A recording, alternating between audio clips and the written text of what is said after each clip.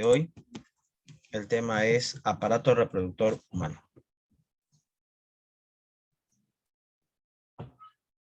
Bueno, el aparato reproductor humano, sí, es diferente ya sea en hombres y mujeres, porque pues hay conductos, hay glándulas, también gónadas, hormonas que pues permiten esa diferenciación. El objetivo del día de hoy justamente es conocer cuáles son esas gónadas, glándulas, conductos que permiten, bueno, en este caso la fecundación, ¿no? En el ser humano. La reproducción sexual, como ustedes bien conocen, es la fusión de dos gametos, los cuales son pues el óvulo y el espermatozoide. Pero el hombre y la mujer pues no nacen con óvulos y espermatozoides. Cada uno según su tiempo van a pasar por un proceso de maduración, digamos así, o transformación, eh, y a una cierta edad pues iniciará su fertilidad, ¿no? Ningún hombre o mujer desde que nace es fértil, ¿no? Pasa un cierto tiempo para que inicie su fertilidad. La unión de estos dos gametos va a llamarse pues copulación, ¿no? O también llamado pues la fecundación, ¿no? En el cual pues se forma un nuevo ser vivo que parte de una célula que es un cigoto hasta que ya convertirse en feto y luego un neonato cuando es un recién nacido. Cada célula reproductora es haploide, es decir, N, ya lo estudiamos en el tema de meiosis, el mes pasado. Cuando se fusionan ambas células N, haploides, óvulo espermatozoide, se forma una célula diploide, ¿no? Que es este nuevo ser vivo, ¿no? Que es un diploide. El aparato reproductor presenta gónadas, conductos genitales, glándulas accesorias y órganos copuladores, que justo veremos en breve a continuación. Vamos a iniciar entonces con un aparato reproductor masculino. Vemos ahí en la imagen los conductos, gónadas, ¿sí? Bueno, comenzamos con los testículos. Los testículos son dos y en el periodo de formación en el varón, cuando es pues un embrión, luego es un feto, no se encuentra en el escroto, ¿no? Que es la bolsa donde se encuentra el testículo, ¿no? En un inicio, pues se encuentran en el abdomen, bueno, entre tórax y abdomen, ¿ya? Ahora, cuando ya logra su maduración, los testículos descienden y viajan hacia el escroto. Es por eso que en muchos casos de niños recién nacidos, donde los testículos se pueden quedar en el abdomen y no descienden al escroto. Claro, hay casos, ¿no? Donde uno o dos testículos se quedan en el abdomen. Obviamente que existen ahora métodos quirúrgicos para poder descender a los testículos al escroto, que es su lugar natural, ¿no? Donde debe encontrarse. ¿Qué pasaría si el recién nacido, pues la madre no detecta ni el médico y pasa una semana, 2 semanas, un mes, 2 meses, y recién la mamá, cuando está bañando a su hijo, recién se da cuenta que le falta un testículo? Imagínate. ¿Qué pasaría, no? La madre pues lleva de emergencia a su hijo mientras el pediatra y le indica, ¿no? Que palpando la zona genital no ha encontrado un testículo al bañarlo. Entonces la madre preocupada le comentará esto al médico y el médico que le dirá, ¿no? Que mediante una intervención quirúrgica se puede descender al testículo faltante porque es fijo que se encuentra en el abdomen, pero este testículo ya no es funcional. Es decir, ya no sirve, en palabras coloquiales. Ya se volvió estéril. ¿Y por qué? Es por ello que los testículos se encuentran a una temperatura de 1 grado menor a la temperatura corporal. La temperatura corporal, como tú bien conoces, es 37 grados centígrados. En cambio, el testículo se encuentra a 36, 35.5. Si es que se encuentra más temperatura, se volvería infértil, es decir, estéril. Y ya no podría reproducirse aquel varón. ¿Te das cuenta? Entonces, obviamente los casos donde sucede esto son casos mínimos, pero pasa, ¿no? Y sucede. Como dijimos, los testículos se encuentran en el escroto, ya presentan pues lobulillos testiculares, ese nombre, vemos en la imagen ahí derecha, unas pequeñas líneas amarillas que pasan gusanos, son los lobulillos testiculares. En ellos se van a formar los espermatozoides, aunque un inicio se llama la espermatogonia, que veremos al final, ¿no? La espermatogénesis. Y bueno, por los túbulos seminíferos ¿sí? Se va a conducir los espermatozoides hacia el epidídimo, donde veremos en un momento que sufre la maduración, ¿no? Ahí va a madurar después. Siguiendo con esta línea de explicación, vamos a ver ahora que en los testículos encontramos dos tipos de células. Las células germinativas y las células de Sertoli. Obviamente cada una de ellas posee una función específica, ¿no? Las células germinativas son llamadas las espermatogonias, las que van a dar lugar a los espermatozoides. Las células Sertoli son aquellas que van a sostener, van a dar nutrición, van a permitir la alimentación ¿de quiénes? De los espermatozoides. Además de ello, en la lámina basal, en la parte inferior, mejor dicho, el túbulo seminífero, vamos a encontrar la célula de Leydig. ¿Y qué son las células de Leydig? Son las células que producen la testosterona, aquella hormona sexual masculina. Se produce en la célula de Leydig. Los conductos genitales son pues el epidídimo, los conductos deferentes, el conducto eyaculador y la uretra. Todo parte e inicia por el epidídimo, el cual va a conectar los testículos con el conducto deferente. Es un tubo estrecho que mide aproximadamente pues 12 centímetros de ancho y 5 centímetros de longitud. En él se van a almacenar los espermatozoides que vienen de los testículos. Aquí van a pasar por un proceso de maduración en aproximadamente 4 semanas y van a adquirir la cola. Y de esa forma se van a poder mover. Bueno, siguiendo con la secuencia, vamos a ver ahora los conductos deferentes. Son dos tubos musculares, uno a cada lado, que miden cerca de 30 centímetros, que conectan el epidídimo con los conductos eyaculadores. ¿Qué más? Hablar sobre estos tubos, conductos deferentes. Bueno, durante la eyaculación, ¿sí? Se contraen enviando el semen a los conductos eyaculadores. Luego la uretra y bueno, luego se expulsa al medio exterior. Cabe mencionar pues que la vasectomía es un método anticonceptivo, ¿no? Que se usa en varones. Y en esta vasectomía, ¿qué es lo que se realiza? Se corta este conducto. Entonces el varón produce pues líquido seminal, ¿no? Tiene acto sexual, pero ¿qué sucede en el varón en ese caso? No puede fecundar a una mujer, ¿no? ¿Por qué no puede fecundar? Porque si bien es cierto, el líquido seminal o el líquido de semen se produce en las glándulas, que veremos en un momento, no tiene espermatozoides, ese varón. Ya, bueno, sí tiene, pero no pueden transportarse desde los testículos hacia, pues, el conducto eyaculador, porque se ha cortado el conducto deferente. Por ende, no pasan, pues, ¿no? No van a pasar los espermatozoides, ¿no? Eso es un tipo de método anticonceptivo totalmente eficaz, ¿no? Ahora, ¿qué pasaría si el hombre se arrepiente? Quiere, quiere que todo retorne a su estado original, ¿no? Es muy complicado que tú dirás, pero solo fácil, se conectan los tubos otra vez, que se ha cortado y listo. Bueno, parece fácil realmente, ¿no? Pero realmente es casi ya imposible de que ese hombre otra vez sea fértil. Esa es la verdad. Bueno, después el conducto deferente es la conducta eyaculador, que va a conectar pues el conducto deferente con la uretra. Vamos a ver que su función consiste en conducir a la uretra el esperma producido por las vesículas seminales. En breve veremos ahora las vesículas, en un momento. La uretra masculina pues tiene doble función, a diferencia de la uretra femenina que solo tiene una función. La masculina pues transporta orina y también semen. O sea, tiene función en el aparato reproductor y también en el aparato urinario. Vamos a ver también que mide cerca de 2 centímetros. Bueno, eso es variable, ¿no? Dependiendo, pues, de cada varón, ¿no? Eso es variable. Glándulas. Hay 3 tipos de glándulas. Glándula seminal, glándula bulbouretral y la próstata. La glándula seminal va a producir aproximadamente 70% del líquido seminal. Mira, más de la mitad se produce en la vesícula seminal. ¿Qué se produce o para qué sirve el líquido seminal producido en esta vesícula? Bueno, tiene varias funciones destacables. Una de esas funciones es, se encarga, ¿ya?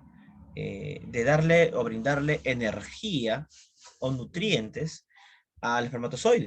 ¿Por qué? Porque en ese líquido seminal va a haber fructosa, prostaglandina y fibrinógeno, que son fuente de energía. La fructosa es un azúcar fuente de energía. la prostaglandina y el fibrinógeno. Bueno, la prostaglandina es un tipo de lípido y el fibrinógeno es un tipo de proteína. ¿Ya? Para brindarle energía justamente ¿a quién? A los espermatozoides, ¿no? Para que puedan moverse con facilidad, ¿correcto? También va a ser importante porque va a permitir que se lleven a cabo contracciones peristálticas en el útero, ¿no? Para que se muevan con mayor facilidad los espermatozoides y puedan llegar de esa forma a su destino. Segunda glándula es la próstata, ¿no? Es incorrecto decir que una persona, pues, yo escucho muchas veces que a veces sin darse cuenta uno dice, ¿no? Tal persona está con la próstata. Obvio está, ¿no? Porque lo tiene. Todo varón tiene próstata. ¿Qué varón no tiene próstata? Es algo normal, ¿no? Otra cosa es decir que tenga una infección, una inflamación, una prostatitis, y a eso sí es diferente, eso es correcto, ¿ok? El líquido se produce en la próstata, se llama licor prostático. Este licor prostático equivale al 25% del volumen del seno. ¿Qué hay en este líquido? Pues hay ácido cítrico, hay fibrinógeno, fosfatasa ácida, fibrinolicina, que poseen pues, una función de lubricante. ¿Ya? La función de este líquido básicamente es lubricante. Una tercera glándula es la glándula de Cooper, o llamadas glándulas bulbouretrales. Estas se encuentran debajo de la próstata. Su función es secretar un líquido alcalino que va a neutralizar la acidez de la uretra. ¿Y por qué? Tengo que para la uretra que se transporta semen y orina. La orina posee compuestos tóxicos, ¿no? Que se tienen que eliminar. Entonces lo que hace este líquido es neutralizar la orina. Y de esa forma no pueda matar o afectar a los espermatozoides que van a viajar por dicha zona.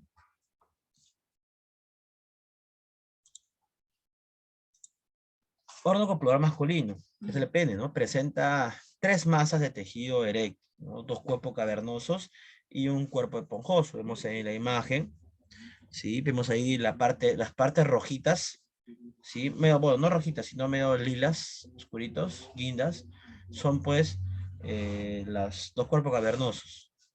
Y el otro, que es el cuerpo esponjoso de la uretra, se encuentra en la parte inferior, de color rojo, es más pequeño, ¿verdad? Eso sería la uretra.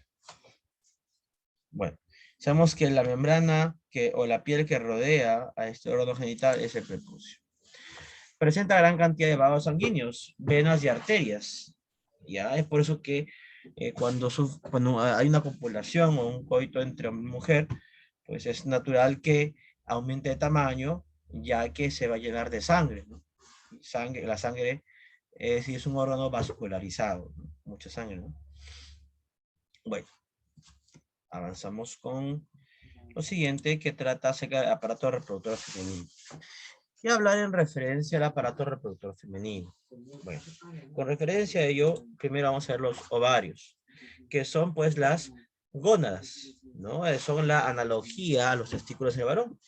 En estas gónadas, vemos en la imagen, en esta imagen histológica, la parte lila, medio rosada, es la médula. Y la parte blanca, de forma esférica, son los folículos, ¿no? Son los folículos. ¿Qué son los folículos? Antes que la mujer tenga pues óvulos en etapa ya fértil, presenta folículos, que son pues las ovogonias, que luego pasarán a transformarse recién en óvulos. Vamos a ver que el estrógeno y progesterona también se segrega en en los ovarios. Luego está pues la trompa de falopio, el cual son conductos musculares que van a conectar a los ovarios con el útero.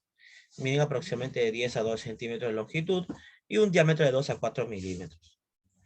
La función es el transporte de los óvulos hacia el útero. Y ten en cuenta en el camino que va avanzando, ¿quién va a llegar supuestamente? Un espermatozoide para ser fecundado. ¿Ok? Veremos que la trompa de falopio, ¿sí? Poseen pues regiones dilatadas con cilios, los cuales permiten que pueda viajar con facilidad los óvulos, ¿ya? Además, presenta pues sus tres capas, ¿no? La capa más externa, que es epitelial, la capa media, que es muscular lisa, ¿no? Y la parte interna, que presenta pues cilios. El útero. El útero es un órgano muscular hueco en forma de pera que se apoya sobre la vejiga urinaria por delante, ¿no? Y está recto por detrás.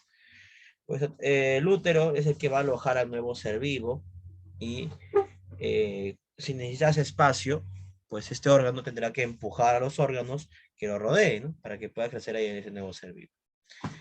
Vemos también que la pared está formada por tres capas: la serosa, el miometrio y el endometrio.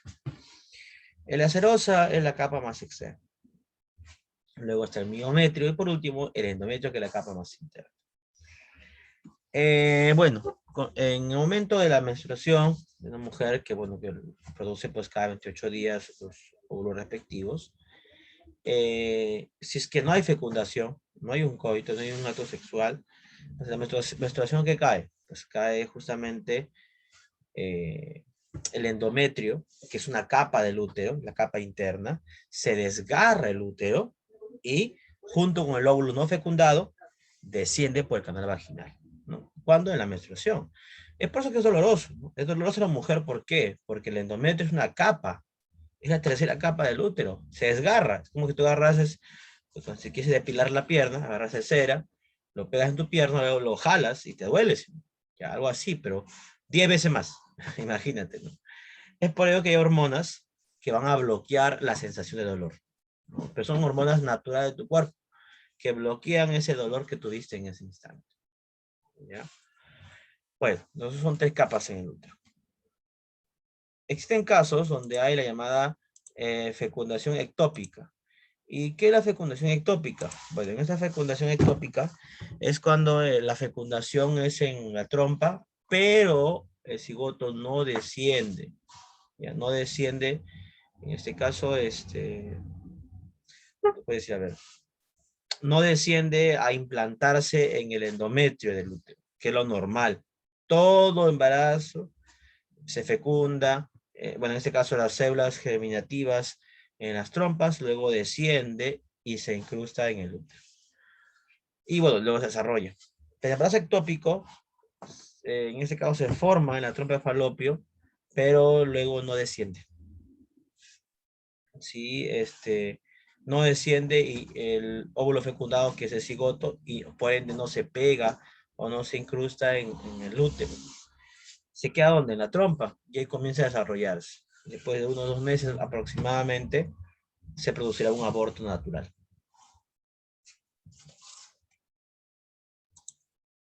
La vagina es el órgano copulador femenino, el cual pues mide de 8 a 11 centímetros de largo.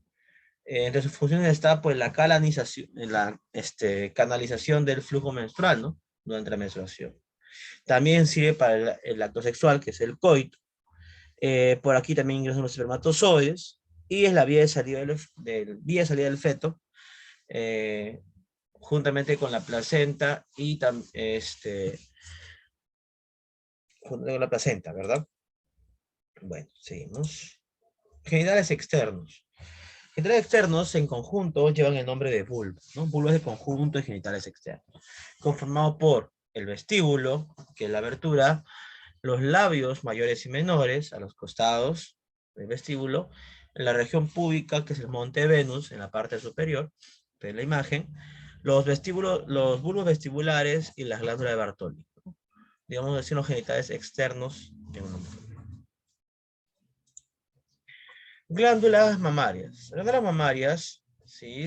Activan su producción de leche y luego su eyección durante los últimos meses del embarazo hasta el primer año del recién nacido. Vemos que las mamas poseen gran cantidad de grasa, adipocitos, ¿no? Y en la punta, en este caso de la mama, encontramos ahí a la areola, ¿no? La areola es la punta de los pezones, ¿correcto? Bueno, cada glándula mamaria posee 15 a 20 lóbulos separados entre sí, ¿no? Los cuales mediante los túbulos lactíferos van a transportar la sangre hacia perdón, van a transportar la leche por los tubos lactíferos y así pues llegar al peso, ¿no? Ten en cuenta que automáticamente luego del año se deja de producir, ¿no? Ya no produce más leche. Bueno.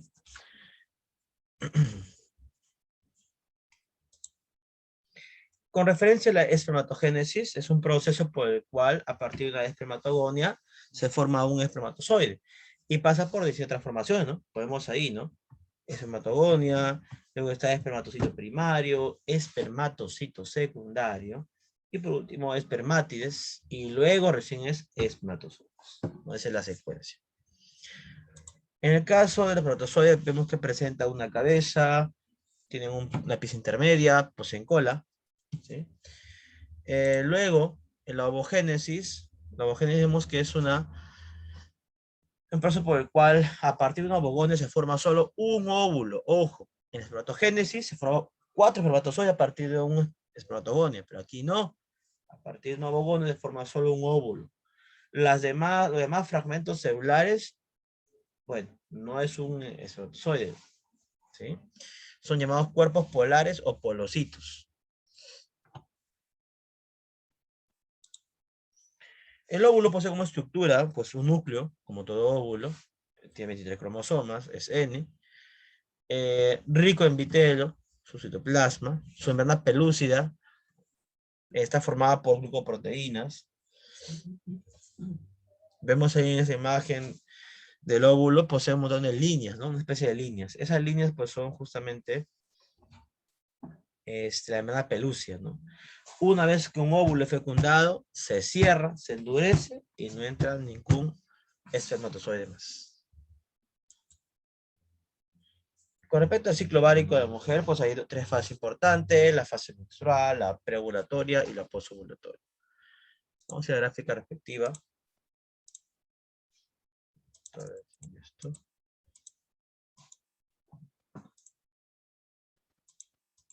Ya, nos seguimos. Ahí está. Con referencia al ciclo uterino y hormonal, que es menstruación, pues la mujer tiene un calendario de 0 a 28 días. Entre los días 13, 14, 15 aproximadamente, digamos que es donde hay la mayor producción de estrógeno, de LH, que es luteinizante, de progesterona, ¿no? Que van a poder permitir el ciclo menstrual de la mujer, ¿no? Siendo los días más fértiles, el del día 14 al día 15. Ya, son días más fértiles. Y bueno, ese ciclo se repite todos los meses. Tiene que descender un óvulo. Pero si la mujer no tuvo un acto sexual, no hay un coito, entonces el óvulo no es fecundado por espermatozoide, porque no hay, pues. Entonces en la menstruación cae ese óvulo juntamente, eh, juntamente con el endometrio, ¿no? Que es un dijimos que se desprendía del útero y también caía. Todo esto es regulado por 4 hormonas importantes, ¿no? La FSH, que es folículo estimulante, la LH, que es la luteinizante, el estrógeno y la progesterona. Como ya hemos hablado hace un momento. ¿Okay? Bueno, la próxima semana ya hablaremos sobre fecundación, que es un tema distinto, o embriología, ¿no? Seremos más adelante. Hasta aquí, ¿alguna pregunta? Hasta aquí todo está claro.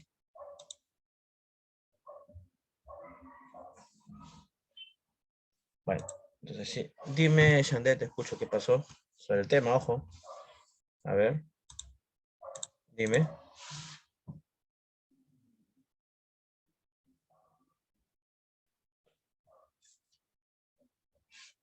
No está prendido el audio. Ahora sí, ya.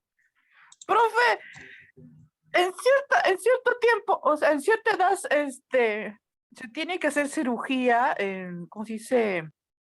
Por lo, digo, no, ¿cómo se dice? Ya me olvidé. Es que a mi abuela le sucedió una vez.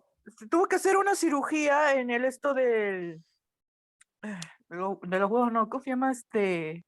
Prepucio. Sí, por el prepucio. Ah, ¿Por qué pero sería? ya tú hablas de la circuncisión, ¿a eso te refieres? No, es que una vez a mi abuelo, urgentemente tenía que hacer cirugía de prepucio, prepucio. No, el prepucio no, sino a la, ay, ¿cómo se llama el nombre? Me olvidé ya. ¿Pero qué tenía? ¿Qué le pasaba? Sufrió un problema de por la parte íntima, por los testículos, huevos, no recuerdo bien. Pero sufría bastante, lo que yo recuerdo. ¿Por qué sería eso? Pero Por los huevos, si no me olvido. ok, testículos, pero, o sea, es que ten en cuenta que hay muchas enfermedades que pueden pasar en esa zona. La prostatitis, que es inflamación a la próstata. Claro, por eh, la próstata, ahí está, la ya, próstata. ahora sí, pues ya la próstata. La próstata es una de las enfermedades, bueno, no es enfermedad, es una de las inflamaciones más comunes en varones, ¿no? A nivel genital es una de las peores en los varones, donde pues obviamente hay un fuerte dolor, una inflamación en la próstata, que es lo que provoca que la próstata en sí es pequeño, ¿no? Entonces cuando se inflama la próstata, comienza a chocar con otros órganos a los costados, órganos y glándulas. Cuando entra en contacto, al inflamarse, duele porque obviamente comienza a entrar en contacto. El tejido de esa próstata se estira, como un globo que comienza a inflarlo y se estira. Entonces, ese provoca un dolor muy fuerte, no insoportable, lógicamente. Entonces, en las cirugías, bueno, en este caso es la prostatitis, que es la más común. La prostatitis se puede transformar en un cáncer a la próstata, que ya sería mucho más grave. ¿Ya? Entonces, con respecto a la próstata, lo que hace, pues hay forma de detectar si hay un problema en la próstata, ¿no? Antes había los exámenes rectales, que ya imaginas que un hombre, ya imaginas que es un examen rectal, ¿verdad? O sea, ya te imaginas la escena, porque es la única forma de detectar la prostatitis, ¿no? Ahora hay exámenes, ya no se necesitan los exámenes rectales para poder solucionar esas situaciones, ¿no? Pero antes era así, ¿no? Pero obviamente cirugía lo que se quiere hacer justamente es disminuir la inflamación en la próstata. Es lo que se realiza básicamente. Y también la próstata tiene que ver también con el sistema excretor, ¿no? Tiene que ver también, o sea, no solamente con el aparato reproductor, ¿no? Pero eso gente sucede solamente en adultos mayores, ¿no? Hablamos de 60 para arriba, 65 para arriba, dependiendo del tipo de vida que ha llevado también la persona. No ten en cuenta cuando hay mucho alcohol en la sangre continuamente, o cuando hay un exceso de consumo de bebida, de alimentos picantes, por ejemplo, pueden provocar justamente la prostatitis en las personas. ¿Ok? Si tú llevas un ritmo de vida saludable, adecuado, normal, entonces el varón no tendría por qué tener ningún problema con la próstata. No tendría que tener problema. Otros mencionan también que un golpe en la zona inferior del cuerpo también puede provocar una inflamación en la próstata. Continuos golpes. Por eso se dice, pues las personas que realizan ciclismo o que practican deportes de contacto podrían sufrir continuamente golpes en esa zona y lógicamente pues una inflamación con el paso del tiempo, ¿no? Bueno, otra pregunta. Sí, pero hasta aquí continuamos el tema del día de hoy. Si no hay una pregunta más, quizás. ¿Sí?